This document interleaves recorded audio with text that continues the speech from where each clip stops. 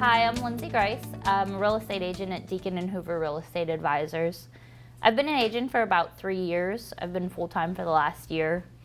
I recently purchased my first rental property and became a landlord, and it's been an experience. So I worked with a couple of investors, helping them find places. I'll kind of go in, scope them out for them if they can't meet me, because I've worked with a couple of out-of-state investors. My fiance also does a lot of fix and holds, fix and flips. If I had a pro tip for you, it would be if your contractor is dependent on you for clean underwear, you can kind of get things done a lot faster. So I know from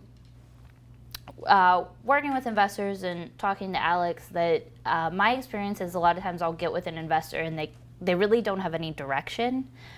They're kind of, or they're like, I want something under $20,000, and I'm like, yeah, me too.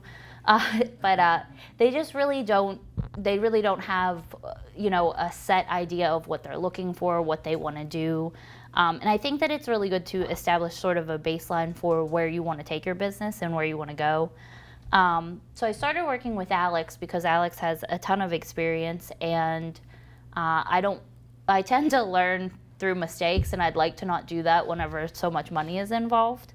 I also want to grow myself as an investor, so then I can't speak on investing until I have, that experience too. So for me, growing and learning as an investor will be invaluable for my clients. So today, Alex is going to go over how to find and assess your real estate investments quickly. So the goal is to get really good at going through a lot of properties, right? You need to not spend a ton of time looking at one property and figuring out if it works. You kind of need to say yes, no, on to the next, yes, no, on to the next. And then you have to act quick, especially now because the market is just crazy, insanely fast. I've never seen it like this. So Alex is going to talk to you for about an hour. We'll do a little break. There's coffee, tea, water if you're thirsty. And then Matt Stevens is going to come up and talk to you a little bit then. So here's Alex, and I'll let him take over. Yeah, we're just gonna jump into it. I think it's the best thing to do. I've been in the business for a while and made a lot of mistakes, like Lindsay says. Unfortunately, that's the I'm a do it, screw it up, and then learn kind of guy. So it's today, in today's world with YouTube and just events like this, and there's no reason for you to make as many mistakes. But there is no substitute for just getting out there and doing it, rolling up your sleeves. Some people they get stuck, and it's because of their personality. They get stuck in that analysis paralysis type of thing. It's a dangerous place to be because you're never going to get anywhere. So, like Lindsay had said, you have to have kind of a goal in mind and at least a general idea where you want to go. It's always good if you have a target and you're just shooting for it like a sniper. But if you do the shotgun approach, it's going to be like how I did it. I screwed up. I had to reinvent myself. I lost money. I made mistakes. And making money now. I'm still making mistakes. I made recent purchases. I just sold a duplex to my CPA, which is Matt Stevens. I bought it like 2 years ago. Did nothing with it, just because I got too much going on. I overextended myself. I sold it to him. I lost $10,000 or $15,000, but He's lying. yeah. And it's just one of those things. And I'm sitting on one right now. I bought in Neville Island. I'm going to lose my ass. It's just because I'm overextended. So know your limitations. I'm a little older now, so I don't get into too many precarious situations because of my maturity and my experience level. But sometimes if you're overdriven but undereducated, so to speak, I call it real estate IQ, your REIQ. You're just driven. I think eventually you'll get there, but you're going to get there the hard way. So you got to kind of temper your drivenness with slow it downness too at the same time. And sometimes it's hard for you entrepreneurs who are let's go get it done. But there's no other way than just doing it. So you come to things like this and you just make it happen. If you listen to any of the podcasts, there's a guy by the name of Ed Milet. Has anybody ever listened to Ed Milet? Anthony Robbins, of course, and just a myriad of others. And there's no substitute for just doing it, you know? So we're going to do it. Let's get into it. So this is going to help you assess and analyze properties as quickly as possible, because that's the key. As Lindsay said, right now, especially in this market, speed is on your side. Speed's your enemy. So if you're not quick enough, you're not going to get the deal. There's so many wholesalers out there. There's people getting mailers, texts, cold calls. It's just astronomical how much competition there is in the marketplace. And on top of that, being in Pittsburgh, so Pittsburgh's relatively affordable. And you go somewhere else like San Francisco, wherever, just about anywhere, you know, the prices are so high, the cash flow is so underwater that just to get into the market, you need $100,000 just for a down payment. And at that, you're still losing money. So people are flocking to Pittsburgh because of the prices. You're seeing hedge fund guys just come here. I mean, there's money in the stock market, you know, Wall Street, and these guys are just flooding this market, buying. I know one company buys like 10 or 15 homes a month. And I don't know how they're doing it, because I'm assessing and analyzing some of these deals they're buying, and I'm like, these don't make sense. I mean, but they're still doing it. So I can't figure that one out. I don't think those are going to last. I think they're going to crash and burn, whether it's 2, 5, 10 years down the road. But that just gives you an example of how much competition there is here. So that's when you know there's a bubble now. Oh yeah, absolutely. So, and that's I think what we're all waiting for. All the astute, experienced investors are, you know, very selective, of course, when you buy something. But right now, we're waiting for that economic collapse, and it's going to happen. So hopefully, everyone in this room learned something from today, and then they can take this information and go ahead and get a great deal, especially when the market does start to slide, which it is already. It's starting to slide now. We just don't know. Are we going to level off, or are we just going to take a deep dive here in the next month or 2 months or 1 year? So, like I said, speed is your enemy, so you got to act quickly. Deacon Hoover Real Estate Advisors, that's my company. I own that with Ian Hoover, so we have about 55 agents. Mace Property Management is also my company. I own that with my wife, and we manage about 700 units. I think we go into that. And, okay. About Alex Deacon. I've been in the business a long time. Founder of Mace Property Management. So, you know, if someone needs help with property management, please reach out to me. Alex at alexdeacon.com. You just Google me. If someone knows me, you can get a hold of me. Okay? Alex at alexdeacon.com. And we have Deacon Hoover. We have about 50 plus agents right now. What's cool is we've been in business, I think we're ending our 3rd full year now. And we've been, could be our 4th. We are the 2nd largest independent firm. I mean, it makes it sound like us a lot bigger than we really are, but to be honest, I mean, when we're competing with the RE/MAX, with Howard Hanna, with Berkshire Hathaway, which is the #1 company now, since they've absorbed Northwood Real Estate, or vice versa. Northwood absorbed them but kept their name. But we're #2, and we're creeping up on #1, so it's pretty awesome. And we have HDH settlement, so we can handle all closings and title work. So if you have a deal that's closing with a hard money lender and you want to use a certain closing company, or just if you're buying your own home and you want to use a good closing company, just look me up. And then we have Anshore Agency. That's our insurance agency. Colin is here. I think I saw him. Here. He's our first employee, so to speak. He kind of, he's new to the business, but he's done a great job. And we teamed up with Casey Burkhead, who has his own insurance firm. And Casey's basically handles about 70% of my portfolio and a lot of our clients' portfolio, because some of the things they have to offer, like some of the big box agencies like Allstate and, you know, Erie and such, they're kind of pigeonholed. They like a certain, their business model is like easy. They don't really get into, they love the single family, they love to package your auto, home, and that keeps their pricing down, so they're hard to beat. But when it gets into rental property, sometimes it's best to seek a real estate broker because they have more packages at their fingertips and you'll have more options. That's where we can help a lot of real estate investors. And Colin's helped a lot of our folks in our office save some money on their home and auto too, which I was surprised with. All right, so let's get started. First of all, nothing can take place of seeing a property firsthand. Walking through the room, seeing the neighborhood.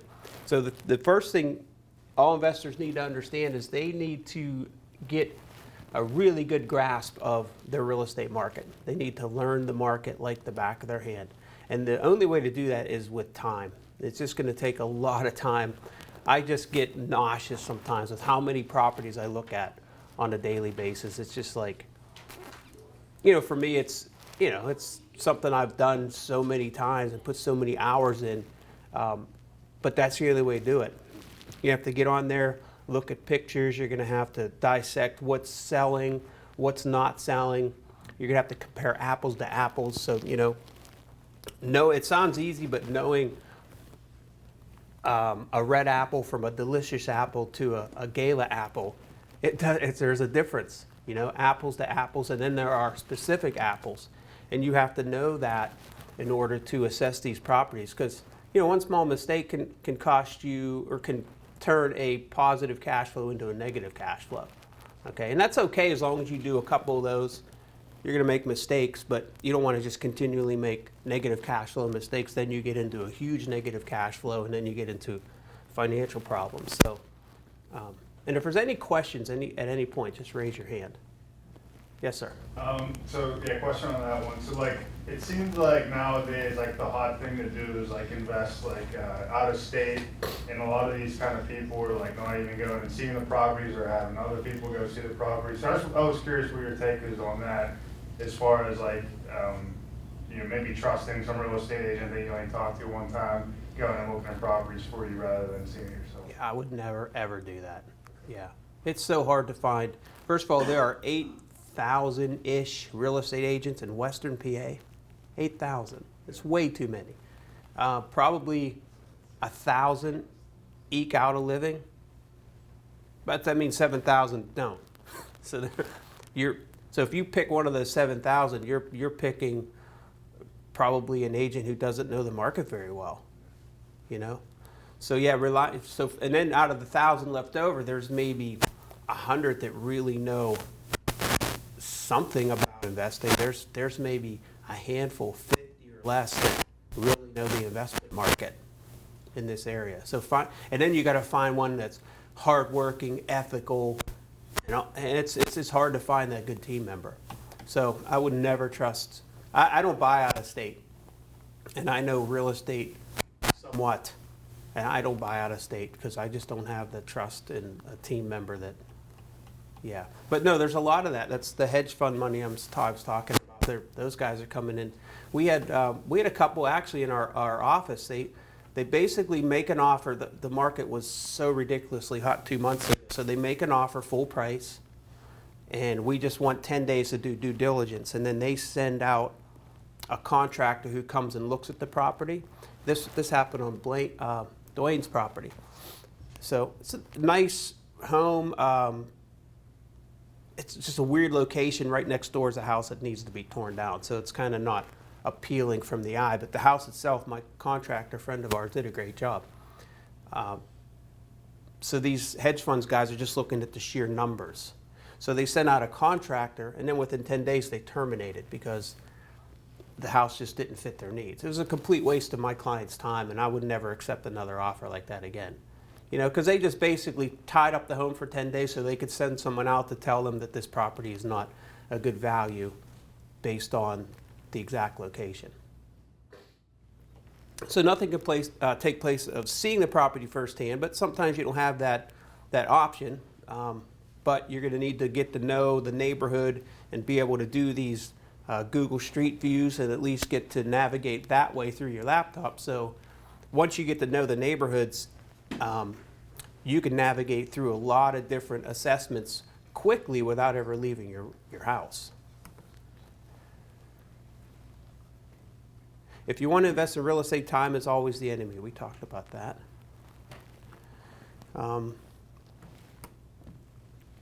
If you can't become super efficient at analyzing properties from your home computer, you're already behind the 8 ball. So you need to learn how to use this thing up here, this laptop thing.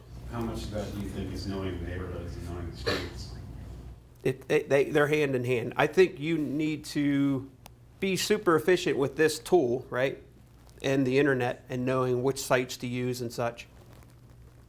Which there's only a few, really. It's Google Maps, it's the county you're in. So in this case, Allegheny County website. Get to know that fluently, but there's, then you have like GIS, right? Am I saying that right? Mm-hmm. You have Beaver County website. You just need to know to use the county assessment pages and navigate those. And then probably get in your car and just drive some of these neighborhoods, and be probably a little more focused instead of the shotgun approach. Maybe pick a specific area to focus on first, because the market is so demanding and it's so flooded with other investors and competitive. If you're looking all over, you're just never going to get to learn the market quick enough, and you're always going to lose out on deals. So, like Andrew here focuses on Airbnb, right? You don't really focus on anything else, or is that? Not really. I mean, the more I can get away from it, the better. But still in that same Well, vein. why do you say that? Oh, because they have so much control, Okay. and I can't control who's coming in as much. But if I can get somebody off platform, or for a couple months, Mm-hmm. I can make 80% of the money, but 20% of the work. Right. Okay, so my point is you're pretty focused on one niche market, but you'll buy anywhere, right?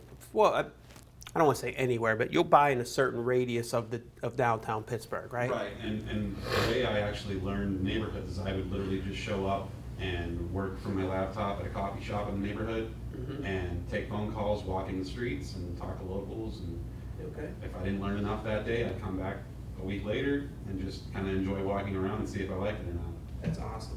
So now when I look online, I know every street, Yeah. everywhere I want to be. And, you point me to a house like the one you mentioned, I knew exactly where it was at. I figured I'll drive there and look at it just to get a second look, but Yeah, that house that we were just talking about, Matt threw it at me too. I thought it would be great for, that'd be great for Airbnb, because it's literally 5 minutes. I'm not kidding. You get in your car and you're downtown in 5 minutes. Mhm. And If it was a block away, I would have But gone all over. but the way it was, when you're Airbnb-ing a property, aesthetics are important. And when people pull up to the property, it looks neat, but then you see this house next door that needs torn down. And then houses across the street need torn down.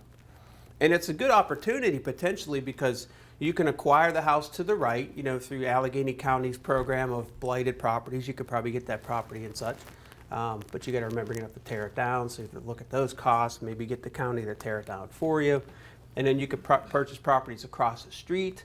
There is a view of the city. There are 2 balconies on this house. So if you bought some property across the street and got it for $1, and you were able to raise the building that's there, tear it down, and then cut some of the trees, you'd have a pretty cool opportunity there for a neat Airbnb or your primary residence or a rental property, because it's got the view of the city, it's close to the city, and it's kind of private because you're going to own everything around you. But is it worth doing all that for one property? Just the things you have to weigh, pluses and minuses of each investment. And it's bad investment, or Alex would buy it. Yeah, I hear that all the time, because I sell to investors and they're like, why aren't you buying it? Well, because first of all, I just told you the story about selling you the duplex I lost money on. I'm losing money on one in Neville Island because I'm overextended. I have just too much on my plate. So I can't buy everything. There's always good deals. Like I sold one to Jeremy Where are you, Jeremy? Okay, a flip property in Beaver County. It was just too far for me. I had too much on my plate. I realized that this would be a good one for Jeremy. I probably screwed up. I probably should have GC'd that myself or something, or maybe partnered up with Jeremy. But Jeremy, you made roughly, I don't know how much. Ballpark? About 93. Okay, my stomach. Ouch. Ouch. Okay, and we might have made 15. We probably made about 15,000, but we got rid of it. And Jeremy kicked ass, so kudos to him. So yeah, there's a lot of deals out there. Some don't fit what I'm looking for. I'm overextended. I don't have the money to purchase it or the time. Doesn't matter who you're buying it from and how much they're going to make. So don't focus on that. Sometimes it's hard not to, but just don't. Like I just bought a 4-unit in Carnegie. And Lindsay helped us find it and brokered it. You still have to invoice me for that. Yeah. So, just a reminder, if you were paid. But we paid the wholesaler had it under contract for $170. We paid $240. They made $70,000 just by sending out some postcards and stuff. Now the people we bought it from, I'm gonna just guess that their monthly budget is might even be $20,000. It's more than 10. So they're probably spending at least 15, maybe $20,000 a month. So I don't care they made 70, because for me, I think we got the property. It was 240. It's probably worth 265-ish, and we just immediately raised the rents because these folks. This guy owned it forever. He didn't have a mortgage. He's like, yeah, just whatever. These tenants pay. I don't want to rock the boat. I'm older. I'm retiring. We immediately raised the rents $100, and every tenant stayed. So now the property's worth probably $285 with the new rent structure. So we got a property for $240. It's worth $285. Not a bad deal. Cash flows a little bit. That's cool. We go in and rehab each unit over the years and get the rents up to $900. And in 10 years, you have an asset worth, I don't know, $400,000, and it's cash flowing. You know, you're not getting rich off of that one, but you buy 4 or 5 of those over the next 10 years, and in 15 or 20 years, you have, a few $1 million in assets and some cash flow, and you don't have to buy hundreds and hundreds of units to set yourself up financially for future, financial freedom. Any other questions? Do you find that people wanting to get in on like the other side of the deal and monkey around is a big problem? Meaning, like in this example, like do people, in my mind, of course, like if you're making 20,000 and I can see a way that I can make 10,000, okay, that's fine. Maybe I could be smart about it. Maybe I could learn something from you. How did you pull that off? Mm-hmm. But I'm not going to be bothered by you making money, even if you're making more than me. Do you find there's a lot of people out there who have the opposite opinion? It's like, well, you should give me a piece of your cut. Yeah, absolutely. Those folks are just short-sighted. They're not good business people, Or it's not that they're not good, but they come from a mentality of maybe it's not a win-win. It's got to be a win-win if they're winning. It's a win-win if they think they have the edge. Sometimes you're making less money. That doesn't matter. As long as it's a win-win. They're happy, make your 70, and I make what I made. Cool. I don't understand why they can keep it in their portfolio, but that's not their, they got that place for 170, Long term, holding it would have made them 10 times the amount of money that they made. But they got a $15,000 to $20,000 nut to crack every month. So that's 70 just paid for marketing for 4 months, or Yeah, so it just got to be a win-win. Don't look at their numbers, look at your numbers. If it makes sense, then go ahead and move forward. What can help tremendously are detailed pictures, detailed room sizes. And the reason I go with room sizes is even some of my partners, I work with them and they're just all excited because I got a 3-bedroom and it's we can get it for 100 and it's this and it's that. And I said, well, how big's the 3rd bedroom? Oh, I don't know. Now, you probably should have looked, because I'm looking at the house. It's a 1,100 square foot house. How big's that third bedroom going to be? Is it really a third bedroom? Is it 8 by 7? 8 by 7 is really an office or a walk-in closet. So that affects the value. So there, where you can't compare apples to apples like we talked about. That's a 3-bedroom really disguised, or it's a 2-bedroom disguised as a 3-bedroom. So you have to use your comparables and maybe use more closer to the 2-bedroom comps than the 3. And that can make a difference, you know, in if you're flipping, big time. I just talked to an appraiser on the phone the other day that says he doesn't even look at the bedroom count. He just looks at, he compares square footage. Okay. So yet, Lindsay just said that she talked to an appraiser, and that appraiser looks at square footage over bedroom count.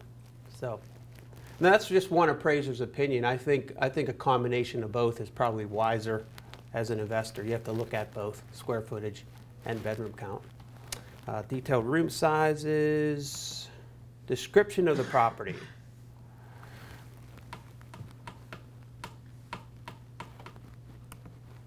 The balance of any liens on the property. Okay, so again, the reason I'm doing this is to save you what? Time. To save you time, okay? The balance of any liens. Why do you need to know that before you go out and look at a property? If you call a seller and he's like, I want to sell to you, and okay, tell me about the properties. Do you have any pictures? Oh, send them to me. Can you describe the property? Okay, that's cool. What's your mortgage balance? Why would that be important? Equity. Yeah, well, first of all, he could be underwater. He or she could be underwater, right? So it all sounds great. Okay, what's your balance? I owe $100,000. Is that oh, and here's the other question you need to ask. If that's a first mortgage, do you have a second mortgage? Well, no. You sure you don't have a line of credit or anything? Oh yeah, we have a line of credit. Well, that's a second mortgage. What's the balance on the line of credit? Because some people don't realize that. Oh, it's 20. Oh, okay, so you owe 120. Are you behind on your taxes? Or do you pay your taxes, or are they escrowed? Oh, I pay my taxes. Are you behind on your taxes? That's the first thing I look at. We'll do that later. We'll go on the county website. Allegheny County, you can see if they're behind. And then you realize that the most expensive property that is sold similar to this, maybe on the same street recently, it was 130. So you know there is no way that you're wasting your time, right? Because he owes 120 plus he's behind on his taxes. Thank you for your time. I don't think there's anything we could do. Now maybe there is something you could do. Maybe you could do. You could take over the mortgage payments. There's other ways that you could make money on that one, but on the surface, you're probably wasting your time. And if you don't have any other deals to look at, then well, go look at it, learn something, right?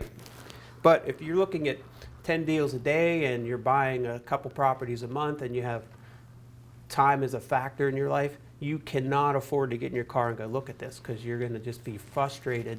And at the end of the day, you'll probably end up giving up in 6 months because you're just like, man, I look at all these properties and none of them are any good. Well, it's because you're not doing your homework first, okay?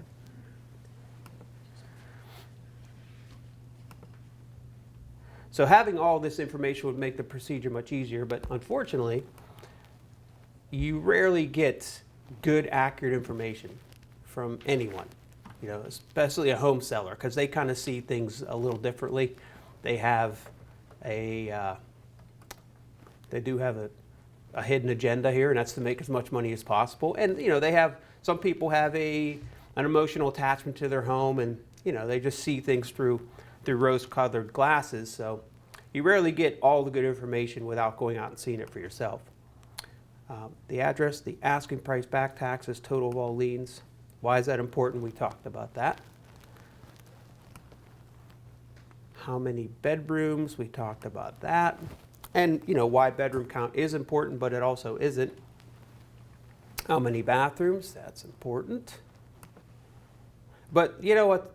How many bathrooms? Okay, how many people have heard of a Pittsburgh potty? That's like the toilet in the middle of the basement. Well, some people might have a toilet in the middle of the basement and maybe a sink, a slop sink, and they consider that a powder room. So maybe ask, oh, how many baths are there? Or 2, okay. Where are they located? One's in the basement. Is it a finished basement? No. And it's a 100-year-old house. It's probably a sandstone foundation. It's, you know, so ask these questions because that really is not a bathroom. Research the value first. Yeah, we talked about this. If the property's upside down, just stop there. Unless, again, so a good example would be, let's talk about that house where the guy has a, let's just say he had a first mortgage, it's $100,000, and the property's maybe worth 110. Okay, but he's had the mortgage for 15 years, and his payment is $600 a month.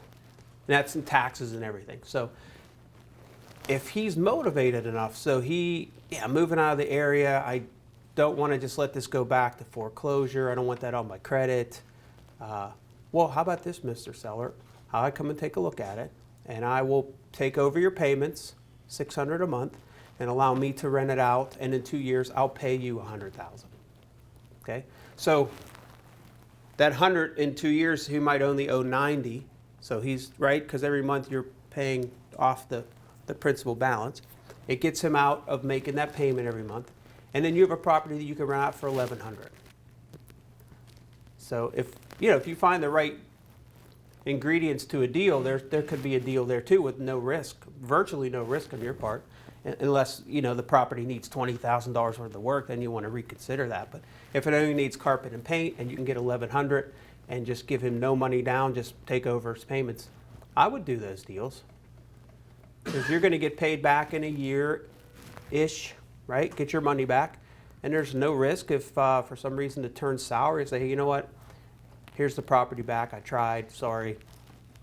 So there's nothing wrong with being creative, but the ingredients have to be there for a deal that makes sense. Any questions on that?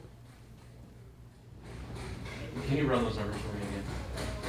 Yeah, if let's say he owed 100 and his mortgage payment was 600, and you felt the property was worth, as is condition right now, 110, there's not enough margin there to just buy it from him and then resell it, right? And there's not enough margin there to buy it from him flat out and rent it, because your payment on a 20 or 25-year amortization with, commercial loan, with taxes and insurance, I don't know, you might be like $800 or $900. So that spread's probably not enough. But if you could take over his payments and they're $600, and it's a win-win. In this case, it gets him out from making that mortgage payment so he can move on with his life, and he's just hoping you don't screw up and screw him over. But that's where your salespersonship comes through, and you be honest and be upfront with people. Don't go into deals thinking I'm going to screw them over. You go into them thinking I'm going to make this work. And then you're renting it for $1,100. That's not a bad deal. That's a $500 positive cash flow. And then after 2 years, so an average home in the city of Pittsburgh or Allegheny County appreciates like 3 to 4% on average. Now, if you use last year, it went up 20%. But on average, over like the past 40 years, it's gone up 3.5% a year. So after 2 years, that $110,000 property, now remember, you put 5 into it, so you put some carpet and paint into it, right? So it maybe increased the value there. And after 2 years, it's gone up another 10-ish. So now it's worth 120. And at that point, it may make sense to go ahead and refinance out, pay him off, and then you can continue on with a nice little investment that costs you nothing to get into, virtually nothing. Because you refinance, you'll owe him 90 and it's worth 120. Therefore, the bank will lend you 80% of the 120, which will be about 95,000, and you won't have to come to closing with any money. Does that make sense? But finding those deals is not the easiest thing, and then finding the deal with the seller who's willing to cooperate and who's motivated enough makes it even more difficult. But it's just a way to make something out of nothing sometimes. Do a quick CMA, so property's upside down. You do a quick CMA, a market analysis, then there's no money to be made here. I need to move on. Oh, quiz time, look out. Why should you never take a person's word for the conditions of a house. I always think it's nicer. Right, exactly. They always think it's nicer. Yeah, it just needs a little TLC. What would you do? when it Tender comes love to- and take a bulldozer to it. What? What would you do when it comes to oddball properties where it's hard to find a comp? Yeah, our oddball properties are tough. When, well, like the one that I told you about, the Airbnb one. It's built into a hillside. It's just unique. It's probably better off starting out just buying more cookie cutter.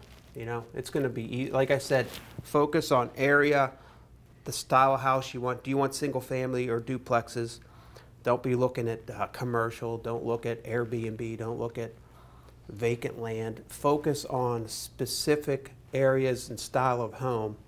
So the oddball ones, I'd probably stay away from, especially at first. Because it's way more of a gamble and it's difficult to have any kind of accurate projections. Yeah, and it's hard for then, you know, it's hard for an appraiser to, appraisers aren't God. I mean, there's appraisers that suck. There's appraisers that are absolutely 100% terrible.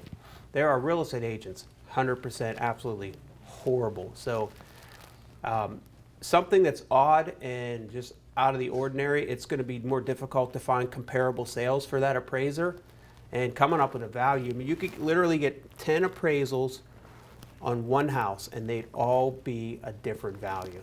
And sometimes extraordinarily amount of like 20-30% off different. So you can't always rely on an appraisal. When somebody says, well, it was appraised for, that means absolutely 100% nothing, zero. This is how the seller sees their house. Bye-bye. It looks like your house now. That is my house. This is what the house may look like. Ta-da! See, big difference. That, I know that's a little crazy, but that's we see this a lot, just not on the scale of difference. This one looks great until you. So this one looks good, and that's that one there. So the other thing you need to figure out is before you get in your car is take a look at it. So you might, maybe the margins are really slim on this one, but it looks like a good house, right? Maybe that's a picture you got recently just sent to you by the seller, or he has it on Zillow for sale or whatever. You're like, wow, that's not bad. He's asking a lot, but it's a 3-bedroom. The 3rd bedroom is 10 by 10. There's a powder room on the 1st floor. It is a true 1.5 bath house. There's 7 other homes in the area that have sold in the past year that are similar to this. And okay, that's a good one. Let me see exactly where it's located. So use Google Maps, Street View, and Map View to get a reference. Why is it important to see a map view? Is it next to an industrial or commercial area? You know, what's next to it? You know, is the house next door? It just period. What's next to it? What's behind it? What's in front of it? Getting to it, like, do you have to drive through an industrial commercial area or a lower income housing project to get to it? And it just does take away from the value. Why is it important to see a street level view? Because I said so. What is right next? Suspense is killing me. Come on. Here's what you could find in your backyard. So this is actually Park View, which is in Green Tree. That is the Park Way. So you do get a park view. A view of the Park Way. And I don't know if that was by design. I'm not sure. But yeah, this house, it's a gorgeous house, nice yard, but it's gonna take away from the value. So maybe this house is worth $150 on the other side of the street. Maybe literally the house next door is worth $150. This one might be worth $140. And so if the owner wants $130 and he's firm on that, there's not a lot of room for error. You know, so you have to be real careful because that's what the backyard looks like. So again, these are all little helpful tips to do quickly, maybe spend a minute or two before you get in your car, show up at the property, the owner doesn't show up, you have to reschedule. 4 hours later, you finally get in and you're like, oh man, bless you. Man, I've wasted 4 hours of my life, shoot me now. What about leaning retaining walls or large staircases? How about that? Okay, so what do you see here? Can you guys see this okay? So you have, first of all, I'm not a fan of a lot of stairs like that. And who would be? Oh, great.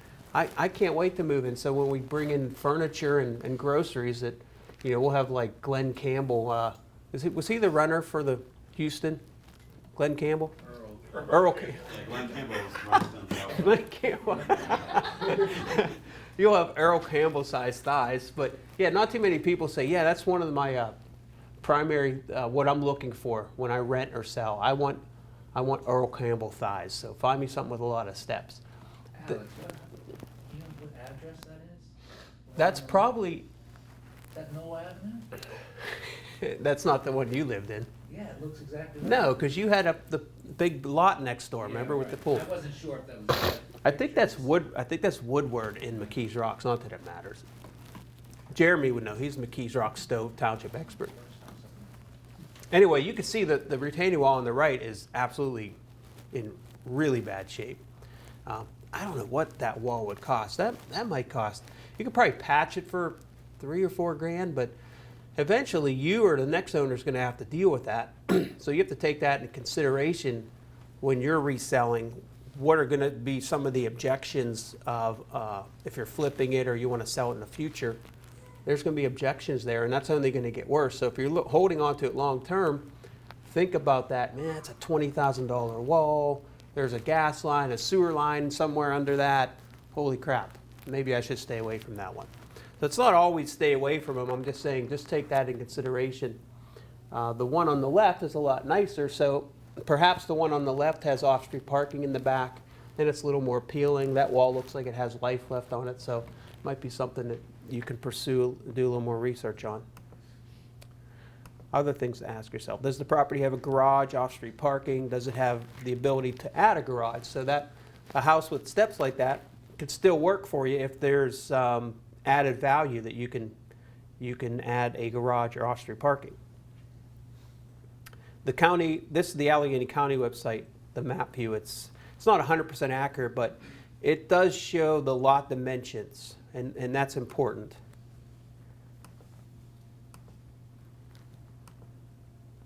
This is a house that we bought. We bought this at sheriff's sale about probably 5 years ago. Look at that odd lot. You see how it L shapes? And you have a garage back there. So that really makes it appealing, because if you look at the front of it, it's not the most appealing. So when we drove by this, I'm not sure if we were able to get into this one or not. We bought this at sheriff's sale. Sometimes you can't get in, so you're going in blind. We bought a lot of houses like this, made offers, and then you end up losing $20,000 because you couldn't get inside, so you just took a gamble. But this one, the price was such a low price point, and we offered a certain price and we got it. But I would have normally possibly not have gone as high on our bidding because of the steps and so on and so forth. This was in Brighton Heights, so Brighton Heights was kind of up and coming, and it kind of, it's really hot right now. But 10 years ago, this house would have been worth 25% of, or even 10% of what it's worth now. So I looked at it, I'm like, cool. So when I got home, I did some research, and that's when I saw, oh, okay, the garage goes with it. That's weird. So yeah, we got it, we sold it, made a profit, but that's the homework that I did, and that's where you can't pigeonhole yourself into saying, well, I'm not going to buy this house because it has a lot of steps. There could be some added value there. You'll find that through research.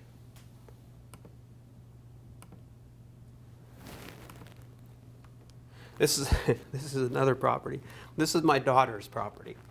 We got a really good deal on this. We bought it before the market went crazy about 6 years ago. I think we paid 25 or so for it. It's just a little house in South Fayette, kind of South Fayette's awesome area, right? Super nice school district, high end, high average income homes, you know. So 25,000 was a good deal. It's probably worth about 50. So we got a great deal for my daughter. She moved in it. But if you're marketing this house and you say, yeah, oh, great 2-bedroom house, South Fayette schools, half acre, because that's about a half acre, I think. Half acre or what? Half acre of a bowling alley. So, yeah, this is, by looking at the map view, this is really helpful. Then when you drive by this is all hillside. This is like, it's not usable, none of it. Even the driveway, there's a garage in the back, but the driveway to the back of the house is very steep. So half an acre can be deceiving. That's why it's good to research this stuff before you go running in your car and looking at it. I don't know why that house is in there. That's just the before and after. This is a good example of, man, I partnered up with a contractor friend of ours, and he did a great job on the house. I mean, look, that was on, I think it was Art View in Scott Township. Scott Township is a really good area, right? Shar Valley Schools. You're always going to sell a house over there. Did a great job on it. We bought it, we rehabbed it. We hit the market probably about 4 or 5 years ago. We hit the market like right at the beginning of summer, which is not the best market because the beginning of summer, people are on vacation. It slows down, okay? And that's okay because you can wait out the market and so on and so forth. But we had a hard money loan on this. Our monthly holding costs were killing us. And, you know, we went from thinking we were going to make 40 or 50 grand. I think we ended up making about 12 on that one because we overestimated, or I did. I overestimated what we could sell it for. When we redid the kitchen, the big feedback, negative feedback was the kitchen was too small. It was a small galley kitchen, long, and we probably should have spent an extra 10 grand and somehow opened up that kitchen because we would have made more money. We would have definitely made a better profit, but we went cheap on the kitchen, and therefore we hit the market wrong timing, price too high. You go from making 40 to 50,000 to making 12. It was a lot of work to make 12 and then split that with somebody. So, but we made money, so you learn your lesson, move on. In conclusion, do we have any questions at all so far? Okay. Do your homework.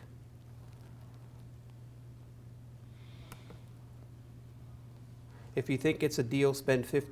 So you quickly assess it, and you know based on what the owner's balance is, what the owner's motivation is, the location, everything we discussed. If you think there's any meat on the bone, right, Eric? Because Eric and I, we do this all the time. We look at properties and then we decide if it's worth going to see it. If you think there's any meat on the bone, then spend. I have 15 to 30 minutes. I mean, it depends how good you are, how quickly you can do it, how well you know the neighborhood. You might spend just a couple minutes researching, diving into it a little deeper. And then if you feel at that point it's worth jumping in my car because all the ingredients are there for a potential deal, then go see it. Because again, you just don't want to get burned out, spend a lot of time and effort on stuff there's just not enough margin to do this and scale your business. Yes? What areas or submarkets are you focusing on right now? Okay, yeah, it's a good question. Get it all the time, right? Where's the best area to buy? What's the next hot spot? Where should I be spending my money? If I knew that, I probably would not be up here, you know? So I can help you, though. I could say to you, there are indicators of what maybe the next hot market is. If it's already on the news, you missed the boat. So if it's in the papers, Lawrenceville's now hot. Well, guess what? You're probably a year behind, right? So a lot of that is you're gambling when you're thinking the next area is going to be super hot. I think a good one might be, what's the one, those houses, Hazelwood. Mm-hmm. So Hazelwood, there's I think Uber's down there. Uber has like a driving thing down there. Tennis track. Yeah, Uber. Oh, Uber. Okay, Hazelwood's the next area. Well, that was like 4 years ago. Hazelwood's never, as far as I know, I don't know that Hazelwood market, guys. But we're looking at some property down there. And I'm really like just we're on the fence about it because these properties are really nice, well maintained. Old Italian family, been in their 4-row house, has been in their family for years. But then everything around it's garbage, you know. And then Eric just told me they busted the Hazelwood Mafia. I didn't know Hazelwood had a mafia, but Right after we were talking about that, I went and saw these properties, he went and saw them with me, and saw in the news, Hazelwood Mafia busted, 35 drug, some big kind of drug sting that they had going on. yeah. So hey, I'm So not. it's a negotiating point for me. We can negotiate a little bit, you know. Send that seller a link to the Hazelwood Mafia. Exactly. That's like 5% of the population. Yeah, right. Hazelwood's a small area, so is it the next? It could, you know what? It still could be a really good opportunity because again, I don't know Hazelwood, but it's close to Lawrenceville, right? It's close to It's right down Second Avenue. Close to Greenfield. it's Yeah, close to Greenfield, Greenfield, which across is the river close. from the south side. So I don't know. It could be, but yeah. Should I focus on Hazelwood? Maybe. Yeah. Another good example. Go ahead. I was just gonna say, it really all depends, if you get a good deal, it can really come anywhere. Really depends on the price of the home and what you're getting it for. Yeah, no, absolutely. If you get it at a low enough price point, then it doesn't matter, right? But a lot of people hedge their bets on Homestead. And about 20 years ago, they built, it's probably about 23 or so years ago, they built the waterfront. Does everybody know where the waterfront is? I mean, it's a massive just shopping complex. And as soon as they, I guess, probably broke ground, people were buying properties up in Homestead.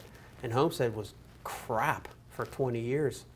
So do you have the diligence to wait it out? Because Homestead's kind of turning around now, but it's still crappy too. I mean, it's taken a very long time, and that massive $1 billion complex added no value to that Homestead area. That's why Charlie Batch lost all his money. Mm-hmm. Charlie Batch, NFL quarterback. If it sounds easy, it's probably dangerous. Yeah, so it's not always that easy. But as Eric said, if you're getting these properties at a super low price point and you're making money based on not future appreciation, but you're making money now on current market conditions, then you can buy it. Awesome. And if you bought 100 of those units and you're making $100 per unit per month now, and all of a sudden it's the next Lawrenceville, you just turned a $40,000 house into a $400,000 house, right? Times 100. So you can hedge your bets, but just make sure, unless you got deep pockets, make sure that those investments are paying for themselves now and you're making a profit. Then if it does turn into the next awesome exploding Lawrenceville, and you've hit it big. Yeah. Okay. So it's all numbers game. So yeah, it's always a numbers game in sales and business. I mean, you have to be at bat enough times to hit singles and doubles, and if you're not going to get up at bat, you're just going to get swamped in analysis paralysis. So it's a numbers game. You got to look at enough properties, make enough phone calls, put your time in, and good things will happen. Then when you find a deal, take action. If we talked about taking action is a critical part of all of this. You can't be afraid to take action. But when I look at investments, so I try to, like I recently just bought a small mobile home park. Again, it's out of my expertise. And honestly, I lost some sleep over it. And I still kind of lose some sleep over it because I don't know if it was a good deal or not. But we bought it for $280,000. So I'm thinking, what's the worst case? Over the next 5 years, we'll lose $100,000 or something, right? I can live with that. But I'm just thinking, man, you're dumb. Why do you do stupid things like that? You stand up here in front of people and you tell them to stay in your lane and be focused, and then you do stupid shit like that. It's my entrepreneurial spirit, and then my 54-year-old wiseness saying, "You're an idiot." So, I have a client that specializes in that. yeah, we'll have to talk. Oh, he makes lots of money doing it. Yeah, that's what I saw. I'm thinking, well, there's a lot of things I don't like here, but I can make some money here. But you know, it's not all about the money. Sometimes it's about how much time, how much quality time you want to have with your family, and you don't want to sit at home looking at the ceiling, sleeping or trying to sleep because you bought a mobile home park and you can't sleep. The money's not worth it. Anyway, I looked at this deal and I said, okay, worst case, 5 years, I lose 100 grand. I split that with my partner, we lose 50 each. Okay, you tried it, don't ever do that again. So that's how I look at every investment. I try to. I assess it. I say, can I live with the worst case scenario? Have I looked at this investment without clouded vision and rose-colored glasses? I look at all different scenarios. Maybe that mobile home park will turn into there's huge opportunity there, but it's a lot of work. Who's going to do the work? Who's going to manage it? All that stuff. So I looked at the best case scenario and my worst case, and I said, hell with it. You know, let's just do it. So that's the way you need to assess and analyze every investment is look at the worst case or what you feel the worst case is, and if it's palatable and you can live with that worst case, then go ahead and do it. That's where you have to just take action. And you want to hire a team of professionals. So I can't emphasize this enough. To have someone like Matt Stevens as your CPA, to have a good attorney who can talk and communicate with your accountant is really important too, because sometimes those two need to be on the same page when you're creating your LLC and when you're planning long term. Good contractors, a couple good real estate agents. When I say a couple, it's because sometimes agents don't specialize in certain areas. You might want a really good commercial agent. You might want a really good agent in the North Hills. You might want to have a good agent who handles the South Hills. But having some good people that you can rely on their information, because good information is really hard to come by. Information is easy to come by. You just Google it. But good information is very expensive. And bad information can cost you a lot.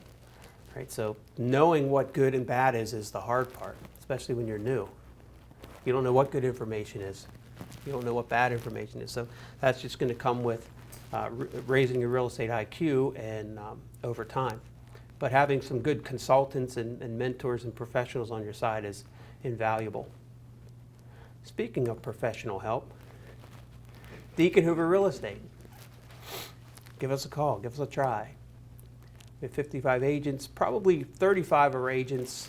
I don't know, Ian came up with these numbers. I don't know if 35 know real estate investing. I think that's a little much. But we work with a lot of investors. So we're probably one of the premier small investment firms. Like we're not selling large commercial complexes, industrial. We're not into that. That's not our forte. But small investment properties, 1 to 20 units, that's definitely our forte.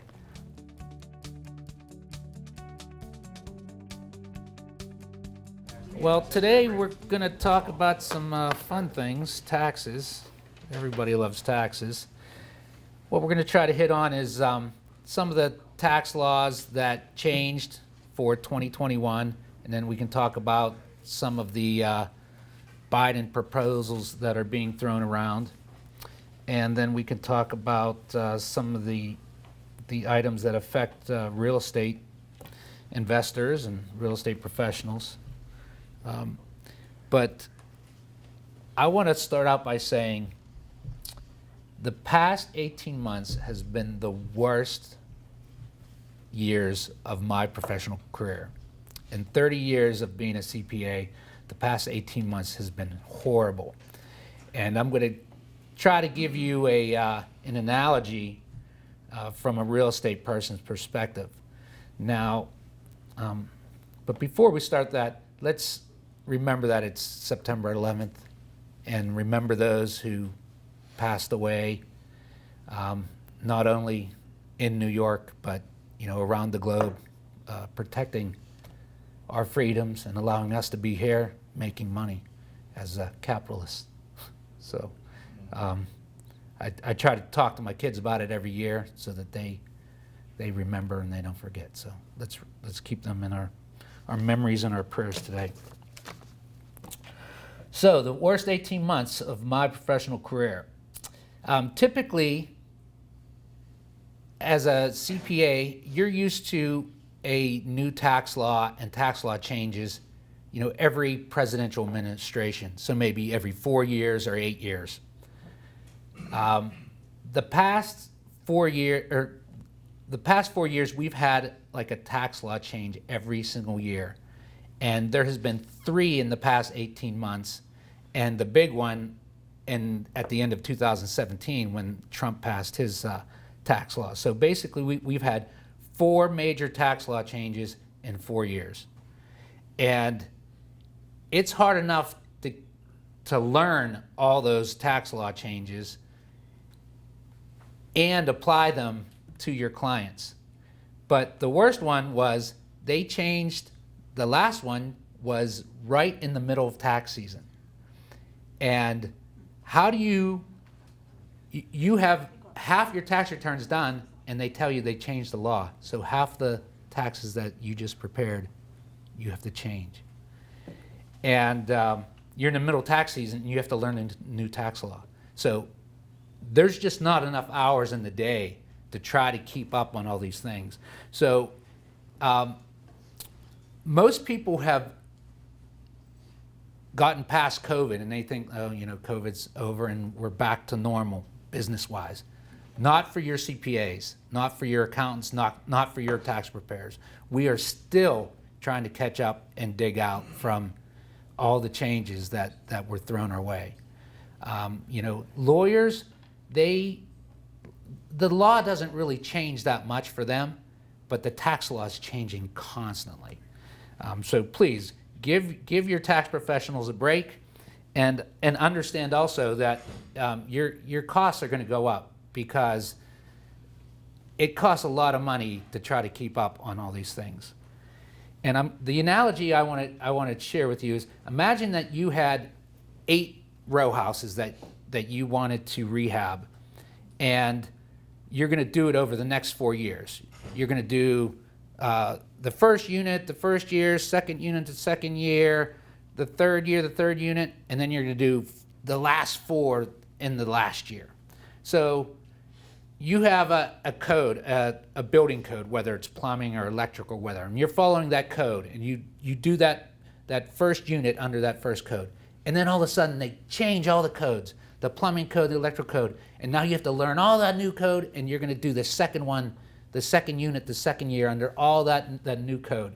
Then they do it again, they change the code again after that year, and you have to do the third building, you have to learn all the new building codes for that third one, and then you're doing the last 4 units in the last year under the new code, and you're doing all the units at the same time. You're doing the plumbing and electrical, and you're done with the electrical, and you're going to start the plumbing, and you're just starting the plumbing, and all of a sudden they say, we're changing the code. And now everything that you just did on those 4 units is wrong, and you have to redo it all or wait for guidance, because that's what people don't understand. Congress passes the law, but they don't write the regulations. So when the law passes, you just hear the blips in the news, but it doesn't tell us the details and how it really ties in with all the other codes. And I can't explain to you how complicated it is and how much crap it is. There are still laws on the books in regard to real estate, passive activity losses that were passed in 1986 that regulations are still not written for. Now, sometimes that can be good because that creates gray areas and you can live in the gray areas. But that just goes to show you how difficult tax law is. And if you have a CPA or a tax professional that's really in tune with it and understands it and can live in those gray areas and find those gray areas and keep up with the tax law changes, then it's well worth it to you. And we'll talk about some of those things. Okay, now we'll finish with that.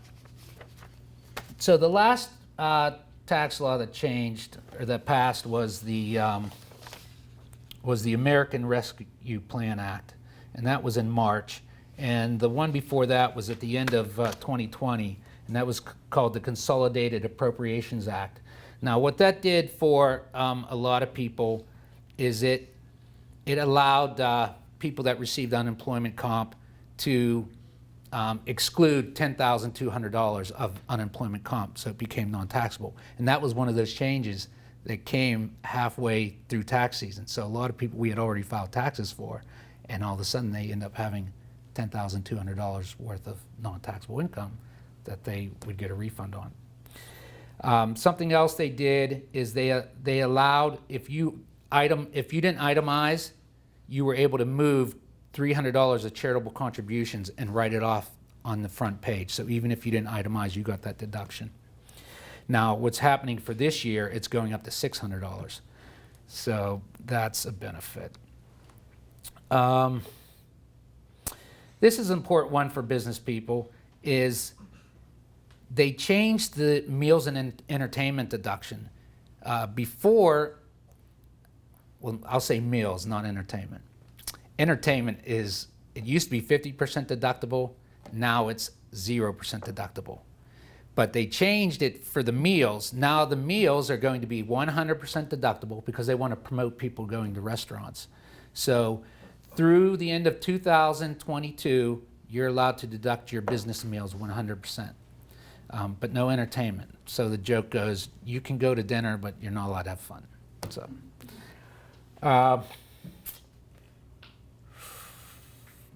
Teachers are still allowed to write off $250 off the front page. Okay, we talked about the charity. One of the biggest items that came through is, I don't know how many of you received PPP loans. We helped a lot of our clients that qualified. It didn't really benefit people that owned rentals. However, it did help real estate agents and people that could qualify as flipping houses, but you would have to have wages, things of that nature. But we didn't have a good understanding of whether or not the funds were going to be taxable if you got them forgiven.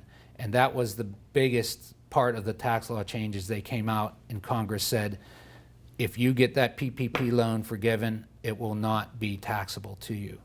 And that was very important, and that saved a lot of people a lot of money. A lot of money. Now, a lot of times we think that just because the tax rates don't go up or they don't change the tax brackets, that we don't receive an increase in taxes. But that's one of the tricks that Congress does to not let people realize that they really are raising taxes. And what they do is they reduce your deductions, okay? And there's phase-outs, the phase-outs of deductions and items of that nature. Now, even this year, what happens is they increase those limits for you based off of inflation and the consumer price index.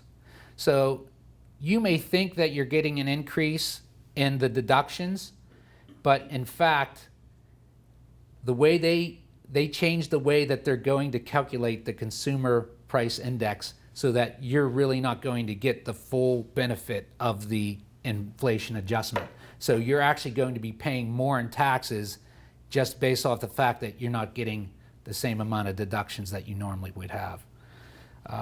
And that's just one of the intricacies with the code that they play with and they don't let people really know.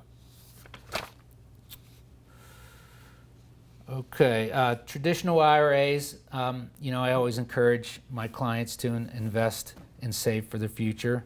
I think it's good to have a diverse portfolio, so even though you're real estate investors, you should also think about a retirement plan with your IRA. And in fact, I have several clients that also do self-directed IRAs and they invest in real estate. That was my question. Do you think that's a good idea to buy rentals or even do flips in a self-directed IRA. Yeah, or even hard money lending. So, I mean, those are very specific rules in regard to self-directed IRAs, but, you know, I have several clients that do, and it works out for them. So what they did there is if you are a single person, you can make an IRA contribution if you make under $76,000. And that's if you're an active participant in a retirement plan as well. For married filing joint, it's up to $125,000 this year. I'm sorry, that's $208,000 for married filing joint. With a lot of people come to me and they say, hey, I made a Roth contribution this year. And then I look at them, I say, how much did you make? And they tell me, and I'm like, well, you weren't allowed to make a Roth contribution this year. And then it creates a problem.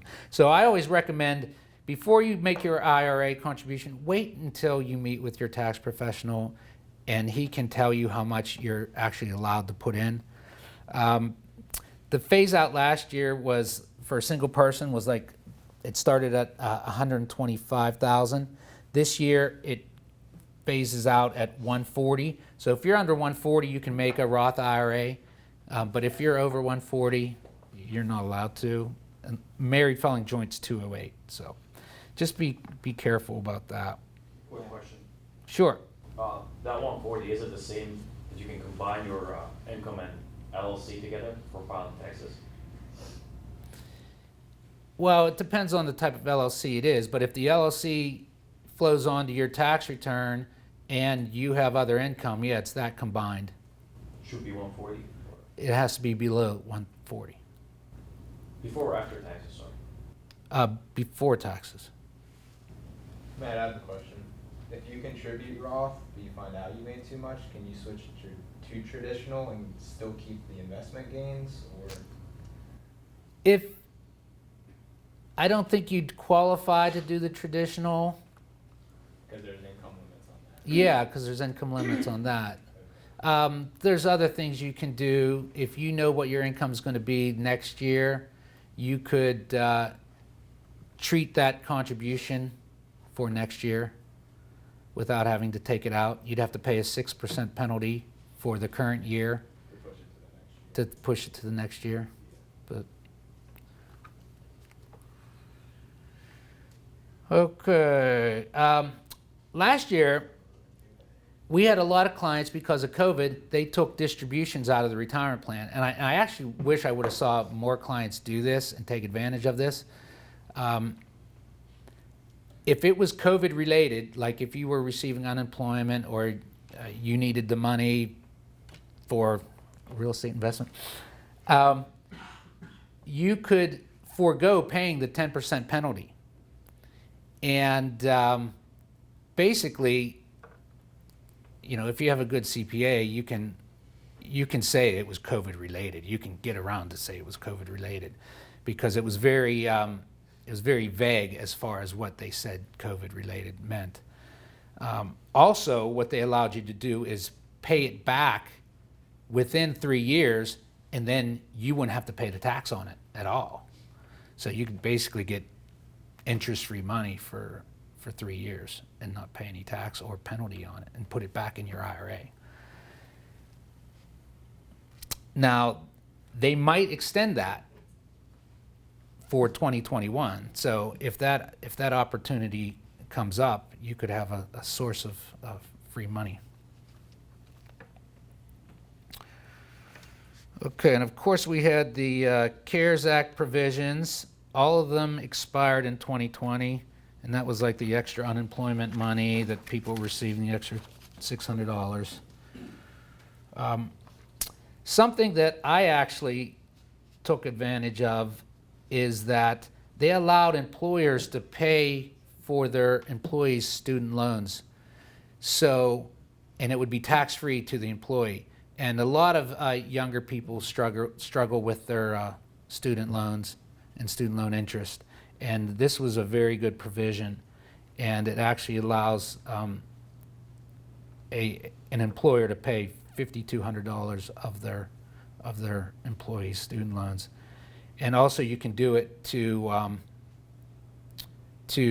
allow them to go to school and increase their knowledge. For example, my new associate, Richard, he is a CPA. He just started with us, and he was accepted into Villanova's Masters of Taxation program, and I'm going to be helping him with that, and it's going to be all tax-free to him, so that's good.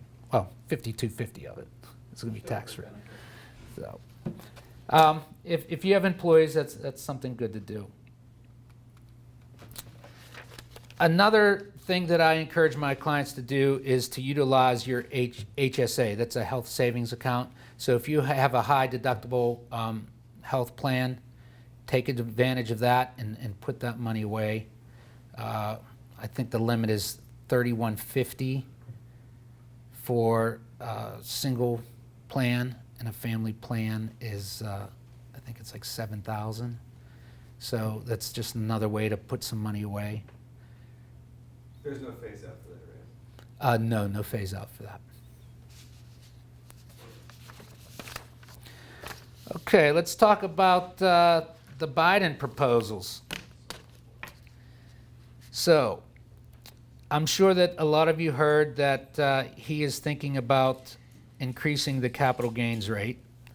We'll talk about that. Right now it's 15%, 20% for people in the highest tax bracket. The rumor is that he's supposed to raise it to a flat 20%. But it's more complicated than that. We'll talk about it. But one of the big changes that Trump did is he changed the corporate rate. If you were a C Corp, he changed it from 28% down to 21%. Now, that didn't affect a lot of my clients. I don't have a lot of C Corps, but I do have a lot of S Corps and a lot of partnerships and a lot of individuals.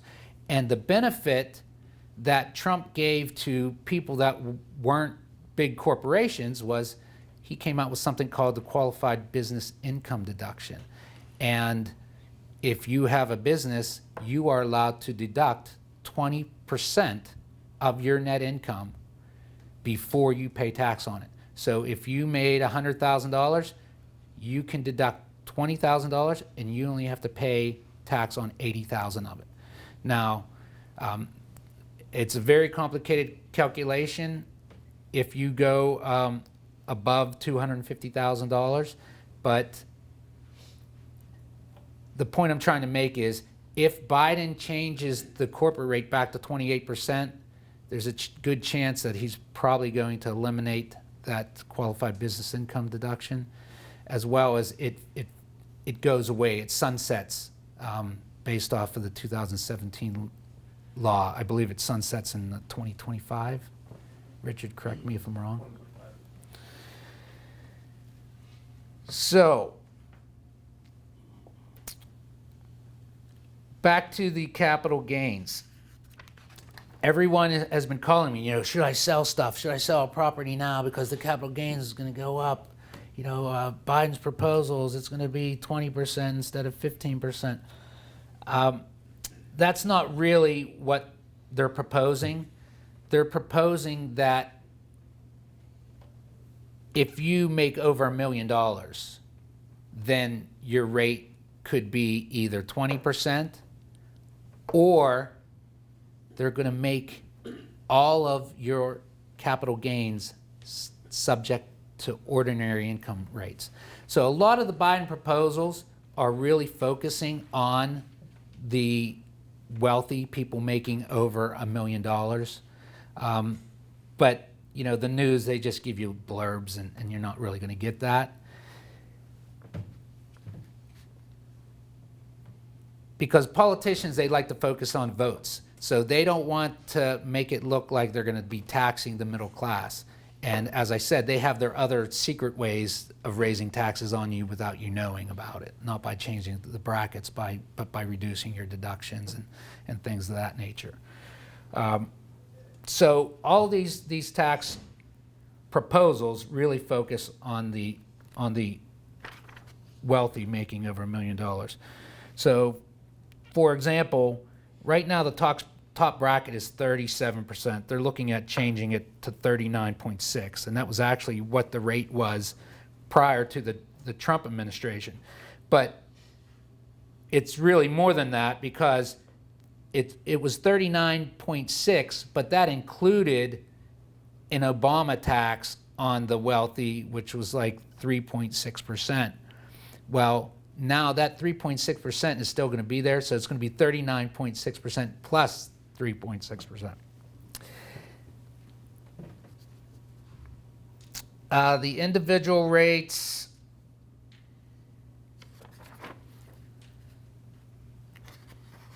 they're looking at changing the highest tax bracket to start at $452,000 for unmarried people, and that